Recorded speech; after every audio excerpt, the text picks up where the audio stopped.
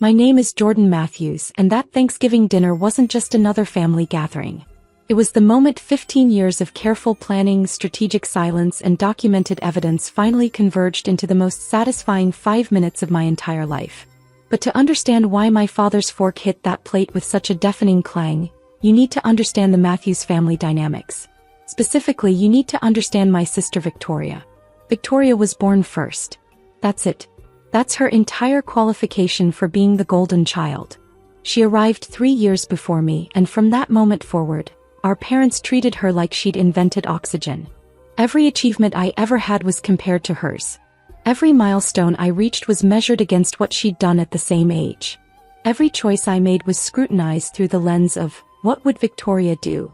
When Victoria got AB in chemistry, Mom said she was working so hard. When I got AB in calculus, Dad asked why I wasn't applying myself. When Victoria chose a state school, they called it being financially responsible. When I got a full scholarship to an Ivy League university, they said I was abandoning my roots. The house in question, the one Victoria was so confidently claiming, was my grandmother's. My mother's mother, Eleanor Price. A 3-bedroom craftsman in Portland's Laurelhurst neighborhood, built in 1924, worth approximately $1.8 million by 2018 standards. Grandma Eleanor had lived there for 62 years. She'd raised my mother there. She'd hosted every Christmas, every birthday, every family gathering in that house. And she'd watched, with increasingly sharp eyes, how my parents treated their 2 daughters. Victoria moved back home after college. She lasted 8 months in the real world before deciding that paying rent was throwing money away, and that she needed to save strategically. My parents welcomed her with open arms. She took over the master bedroom. She treated Mom like a personal chef and Dad like a maintenance man. I, on the other hand, graduated summa cum laude with a degree in finance, moved to Seattle and built a career in estate planning and trust law. I visited once a month. I called Grandma Eleanor every Sunday. And I never, not once, asked my parents for money. But in the Matthews family narrative, Victoria was smart with money for living at home rent-free, and I was distant for being independent. The real shift happened in 2016 during one of my Sunday calls with Grandma Eleanor. "Jordan, sweetheart, I need to talk to you about something serious," she said. Her voice had that particular quality, the one that meant she'd been thinking about something for a long time. "What's wrong, Grandma?" "Nothing's wrong. But I'm 84 years old and I need to make some decisions about my estate. I want to know if you'd be willing to meet with me and my attorney." We met the following Saturday. Grandma Eleanor's estate attorney, Robert Chin, had been handling her affairs for 30 years. He was thorough, strategic, and had zero tolerance for family drama. "Jordan," Grandma said, sitting in Robert's office with her hands folded, "I'm going to be direct. I've watched your parents favor Victoria your entire life. I've watched them dismiss your achievements and inflate hers. I've watched them enable her dependence while criticizing your independence." I started to protest, out of habit really, but she held up her hand. "I'm not finished. I've also watched you build a successful career, maintain your integrity, and treat people with respect. You call me every week. You remember my birthday. You ask about my life, not my assets. Victoria hasn't visited me in 14 months. Robert slid a document across his desk. "Your grandmother wants to transfer her house to you via quit-claim deed. Effective immediately. She'll retain life estate rights, meaning she can live there until she passes, but you'll be the legal owner. When she's gone, the house is yours. No probate. No contests. No ambiguity." I was 26 years old. I was staring at documents that would make me the owner of a $1.8 million property. "Grandma, I can't." "You can and you will," she said firmly. "This is my house, Jordan. I bought it with my late husband in 1956. I decide what happens to it. And I'm deciding it goes to the granddaughter who actually values family over real estate." We signed the papers on March 15, 2016. The deed was recorded with Multnomah County 3 days later. It was public record. Anyone could have looked it up. No one did. Grandma Eleanor swore Robert and me to secrecy with one specific instruction: let's see how long it takes them to notice that someone other than Victoria might deserve something. The answer was, they never noticed. For the next 2 years I built my career. I moved from estate planning associate to senior trust officer at Cascade Wealth Management. I managed portfolios worth $400 million. I earned my certified financial planner designation. I bought a condo in Seattle's Capitol Hill neighborhood. And every month I drove to Portland to have lunch with Grandma Eleanor. Victoria, meanwhile, continued living at home. She worked part-time as a social media consultant, which meant she posted on Instagram and occasionally got paid $200 for it. She dated a series of men who my parents always found not quite right for her. She talked endlessly about her 5-year plan that never seemed to progress past year 1. But here's what I noticed and what I started documenting. Victoria had access to Grandma Eleanor's house. My parents had given her a key in case of emergencies. And starting in 2017, Victoria began mentioning helping Grandma with the house. During one visit, I noticed new patio furniture on Grandma's deck. "Those are nice," I said. Grandma's expression tightened. Victoria ordered them, said they were a gift. Then she told me they cost $3,400 and asked me to pay her back. "Did you?" I did. "I'm too old to argue about patio furniture." That was the first red flag. The second came 3 months later. Victoria had helped Grandma get a new HVAC system. Cost $12,000. Victoria had arranged it, chosen the contractor, and supervised the installation. She presented Grandma with the bill. I reviewed the invoice. The system was worth maybe $7,000 retail. Victoria's friend's company had charged $12,000, and I'd bet anything Victoria got a kickback. "Grandma, did you get other quotes?" Victoria said her friend would give us the best price. I started keeping a file. Every gift Victoria gave that required repayment. Every favor that came with a bill. Every helpful intervention that cost Grandma Eleanor money. By 2018, my file showed $47,000 in questionable expenses. Then Grandma Eleanor got sick. It started as fatigue. Then came the diagnosis, stage 4 pancreatic cancer. The oncologist gave her 6 months to a year. That's when the Matthews family suddenly became very interested in Grandma Eleanor's affairs. Victoria started visiting weekly. She brought flowers. She posted photos on Instagram with captions like, "Cherishing every moment with Gram 2 hearts #family first." She talked constantly about making sure Grandma was comfortable. And she started asking questions about the house. "Gram, have you thought about what happens to the house after? You know? Gram, do you have an estate plan? Gram, maybe you should talk to Mom and Dad about the house. We want to make sure everything's handled right." My parents joined in. During a family dinner in July 2018, Dad brought it up directly. "Mom, we need to talk about your estate planning. We want to help you organize everything." Grandma Eleanor smiled sweetly. "It's all handled, dear. Robert Chin has everything organized. But have you thought about the house? That's a significant asset. We should discuss." "It's handled," she repeated. Victoria jumped in. "Gram, I've been thinking. I could move in here and take care of you. You wouldn't have to worry about anything. And then after, well, it would make sense for me to stay, right? Since I'd be the one caring for you." I watched this performance from across the table. I said nothing. Grandma Eleanor's smile never wavered. "That's sweet, Victoria. But I have home health care arranged. I don't need you to move in. But I want to. Family should take care of family. You're welcome to visit anytime, dear." The subject was dropped. But I saw the look that passed between my parents and Victoria. They had a plan. Grandma Eleanor passed away on November 3, 2018. She went peacefully in her sleep in her own bed. I was there. I'd driven down the night before because something told me it was time. Victoria posted about it on Instagram 40 minutes after Grandma died. The photo was from 6 months earlier. The caption talked about sudden loss, even though we'd had 9 months to prepare. The funeral was a performance. Victoria sobbed dramatically. She talked about how close they'd been. She wore all black and told anyone who'd listen about her deep bond with Grandma Eleanor. I wore navy blue and spoke briefly at the service about Grandma's love of gardening and her terrible jokes. The real show came 2 weeks later. My parents called a family meeting. "We need to discuss your grandmother's estate," Dad said. "There are some decisions to make." We gathered in my parents' living room. Mom, Dad, Victoria, and me. Robert Chin was notably absent. My parents had decided this was a family discussion. Your grandmother left the house to all of us, Mom began. This was a lie, but I didn't interrupt. We need to decide what to do with it. Victoria leaned forward. I think I should live there. Honey, that's a lot of house for one person, Dad said, but his tone suggested he'd already agreed. But I've been taking care of it for years. I helped Graham with everything. I know that house inside and out. It makes sense. Mom nodded. Victoria has a point. She's been very involved. What about Jordan?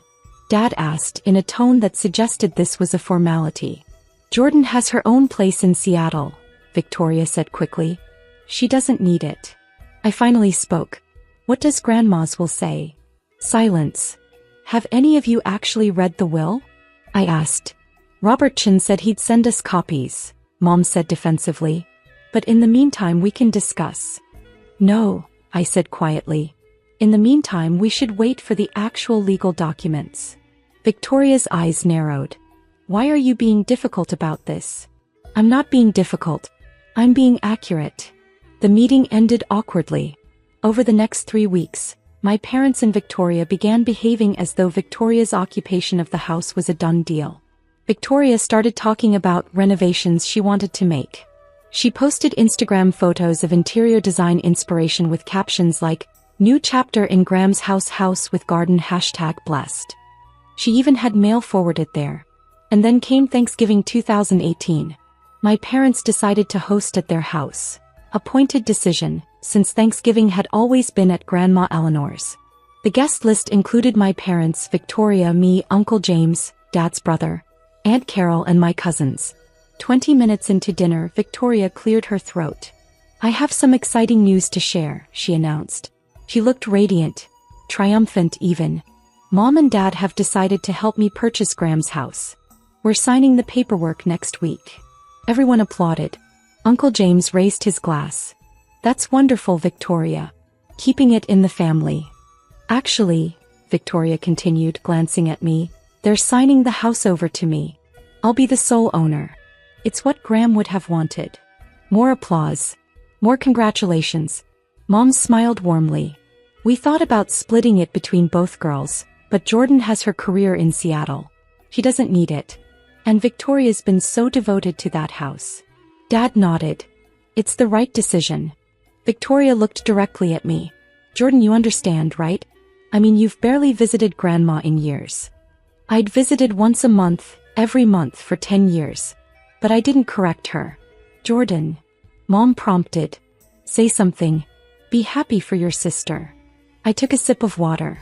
I looked at my father, at the man who'd spent my entire life telling me I wasn't good enough, that Victoria was the smart one, the responsible one, the one who deserved everything. And I smiled. Dad, should I tell them or will you? The room went silent. Dad's fork, he'd been cutting turkey, stopped mid-motion. His face went pale. I watched the blood drain from his cheeks as realization hit him like a freight train. The fork dropped. It hit his plate with a clang that echoed through the dining room. Victoria laughed nervously. Tell us what? I kept my eyes on Dad. You know what I'm talking about, don't you? He opened his mouth. Closed it. Opened it again. No sound came out. Mom looked between us. Someone explain what's happening. Dad. I prompted gently. Would you like to tell everyone what you discovered last week? Because here's what I knew and what Dad had apparently just realized I knew. After Grandma Eleanor's death, the house legally passed to me automatically. No probate required. Life estate terminated upon death.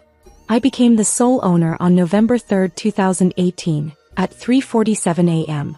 And Dad, meticulous, detail-oriented Dad, had finally done what he should have done months ago. He'd pulled the property records. He'd seen my name on the deed. Dated March 15, 2016. Victoria's smile was frozen. Tell us what? I reached into my bag and pulled out a folder. Inside were copies of the quit-claim deed, the life estate documentation, and the current property record showing me as sole owner.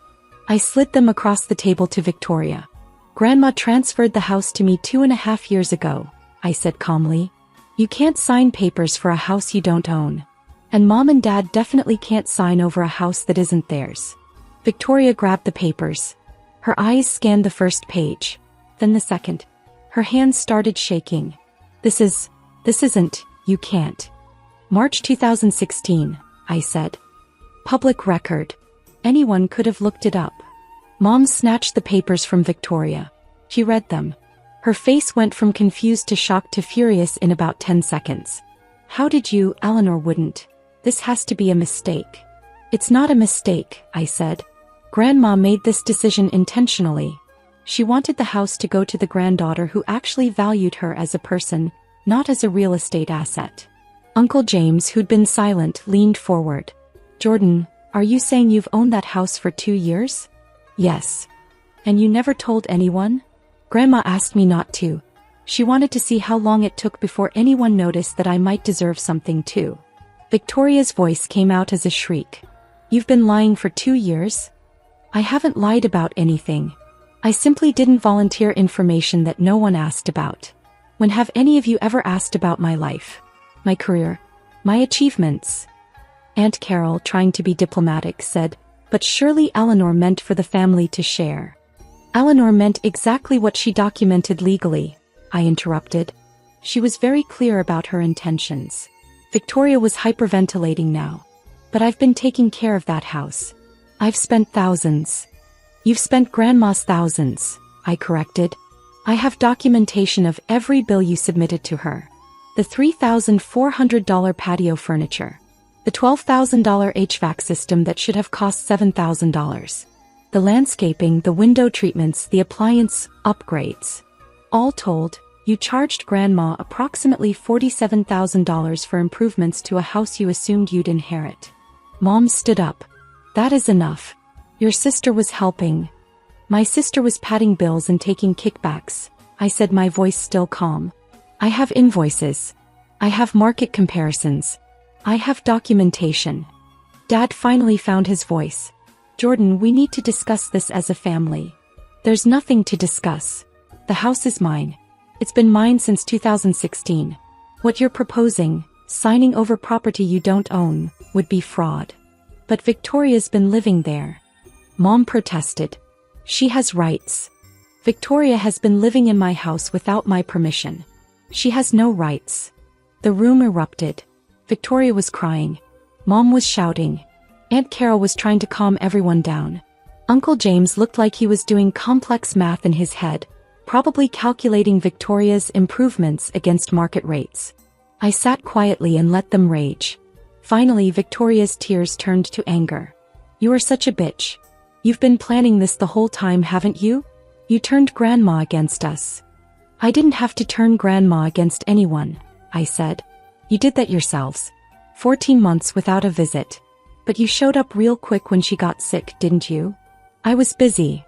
You worked part-time from home. You weren't busy. You were indifferent. Until the house became relevant. Dad tried a different approach. Jordan, be reasonable. We're family. Surely we can come to some arrangement. What arrangement would that be, Dad? The one where I give up my property to make Victoria happy? The one where my hard work, my achievements, my relationship with Grandma all mean nothing because Victoria was born first. That's not fair, Mom said. You're right, I replied. It's not fair. It hasn't been fair for 29 years. But Grandma Eleanor made sure that at least one thing in my life would be decided by merit instead of birth order. I stood up and collected my papers. Victoria, you have 30 days to remove your belongings from my house. I'll have the locks changed on December 26th. If anything is missing or damaged, I'll pursue legal action. If you've forwarded mail there, redirect it. If you've changed your driver's license to that address, change it back. You can't just kick me out. Victoria screamed. I absolutely can. You're not a tenant. We have no lease. You've been occupying my property without permission. Legally, I'm being generous by giving you 30 days. Mom's voice was ice. If you do this, Jordan, you're choosing property over family. I looked at her, really looked at her, for the first time in years with complete clarity. No, Mom. I'm choosing to respect Grandma Eleanor's wishes and protect what's legally mine. You're the ones who chose property over family. You just assumed it would go the way you wanted. I walked to the door. Uncle James called out, Jordan, wait. I turned. Did Eleanor? Did she leave anything else?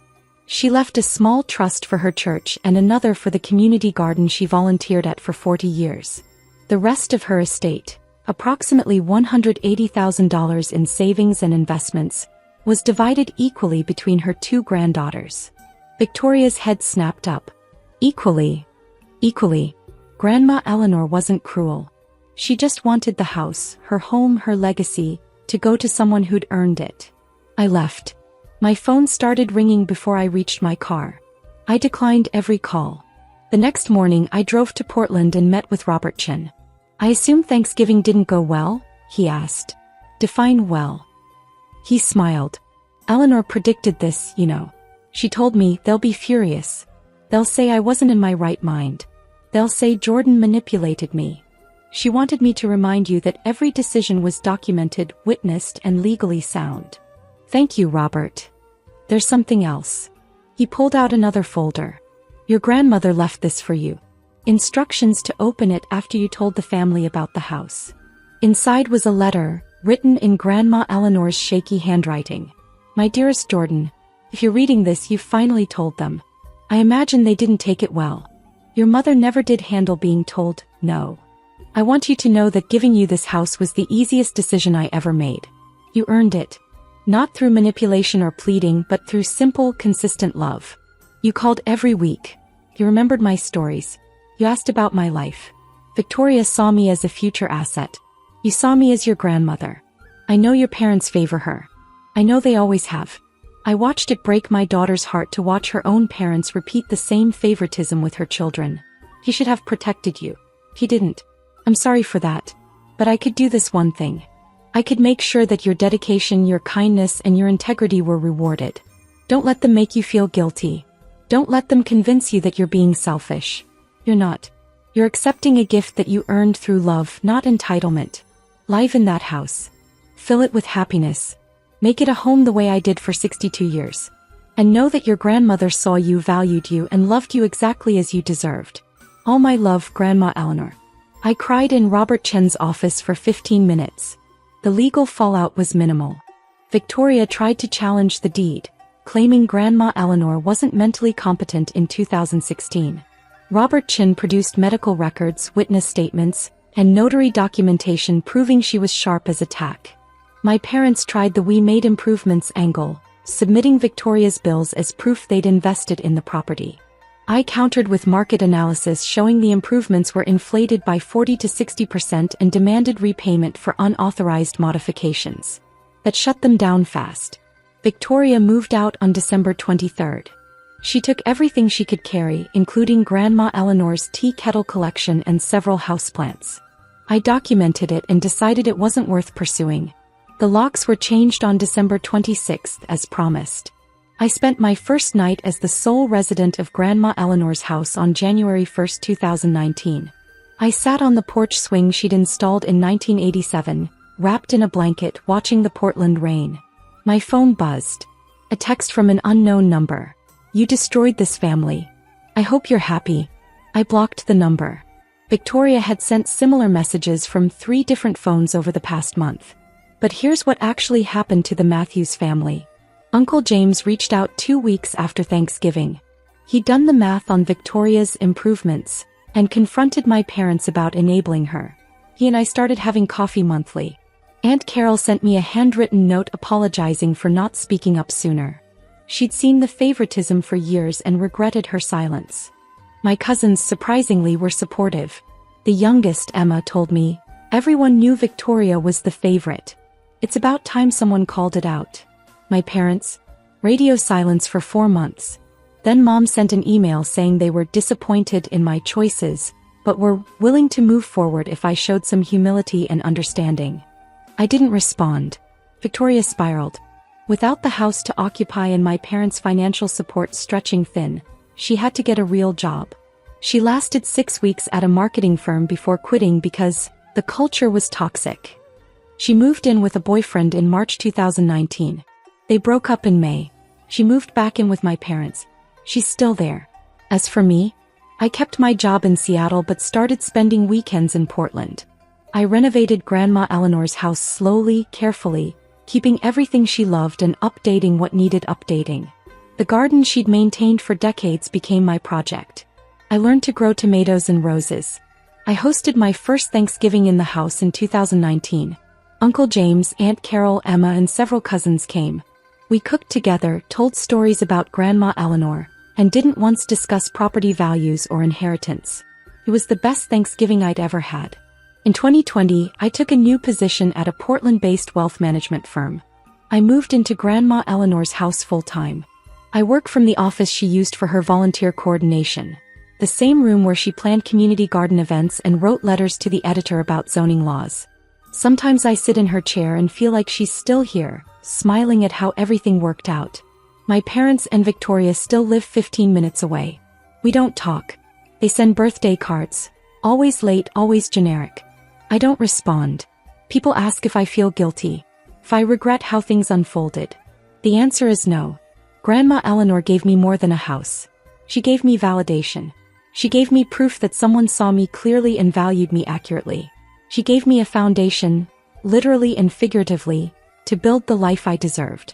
And she taught me that sometimes, the most loving thing a family member can do is draw a clear line between what's earned and what's expected. Victoria expected the house because she'd always gotten everything she wanted. I earned it because I showed up consistently, loved genuinely, and never once calculated what I might gain. That's the difference. And that's why when Dad's fork dropped on Thanksgiving 2018 I smiled. Because after 29 years of being second place in my own family, Grandma Eleanor had made sure that in the one thing that really mattered, in legacy, in love, in being seen, I finally came first. It's been 6 years since that Thanksgiving. The house is worth $2.4 million now. I refinanced last year and paid off the remaining mortgage Grandma Eleanor had, $87,000, in a single payment. Victoria got engaged last month. Mom called, the first time in 4 years, to ask if Victoria could use the family house for wedding photos. I said no. She hung up without another word. Uncle James visited last weekend. We sat on the porch, drinking coffee from Grandma Eleanor's cups, the ones Victoria didn't take. Do you ever wonder if you should have handled it differently? He asked. I looked out at the garden. At the rose bushes I'd learned to prune. At the tomato plants heavy with fruit. At the house that represented 62 years of one woman's life and legacy. No, I said. Grandma Eleanor made a choice. She chose me. And I'm honoring that choice by protecting what she valued and living the life she wanted me to have. Your parents still think you manipulated her. My parents still think achievement should be inherited, not earned. They'll die thinking that. He nodded. And Victoria? Victoria will spend the rest of her life believing she was robbed of something she deserved. But deserving something means earning it. She never understood that. We sat in comfortable silence. Grandma Eleanor would be proud of you, Uncle James said finally. I smiled. I know. That's the only opinion that ever mattered. Inside the house, in a frame on the mantel, sits Grandma Eleanor's letter. Next to it is a photo of us from 2016, taken the day we signed the deed.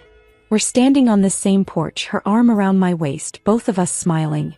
She knew exactly what she was doing, and so did I.